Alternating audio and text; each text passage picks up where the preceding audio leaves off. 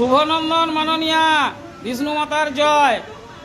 তাহলে আপনি কাল মতুয়াদের ওখানে মিটিং করলেন, পায়ে হাঁটলেন, পদযাত্রা করলেন, কত জনসাধারণ, আপনি নিজেই স্বীকার করে নিলেন মাননীয়া 26 দিন অনশন করেছিলেন সিঙ্গুরে টাটাকে খেদিয়ে জমি দেওয়ার জন্য। আপনার মুখ থেকেই বেরোলো, কিন্তু আপনি কিছুদিন আগে বলেছিলেন আমি কোম্পানির জন্য মাথা ফাটিয়ে আমি কোম্পানি নিয়ে আসছি। এরকম নাটক করার কোনো প্রয়োজন নেই মাননীয়া। আপনি পাবলিকের টাকায় এই রকম কোটি কোটি টাকার বিজনেস সম্মেলন করে কোনো এতে লাভ হচ্ছে না।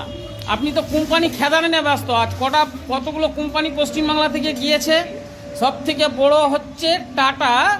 আপনি যেটা 26 দিন অনশন করেছিলেন, আর এই 2026-এ আপনাকে জনগণ আপনাকে ঠিক দেখাবে।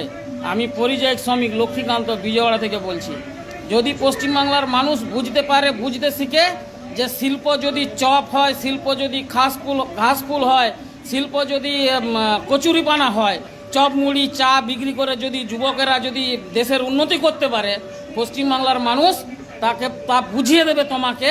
এই সামনের 2026-এ আপনার 26 দিন অনশন আর 2026-এ আপনার বিসর্জন, এটা কিন্তু বাস্তব যদি না হয় আপনাকে আর কেউ ভোট দেবে না। আপনার সব চুরি চালাকি সব বুঝে গেছে। ওকে মাননীয়া, শুভনন্দন, বাই বাই, জয় শ্রীরাম।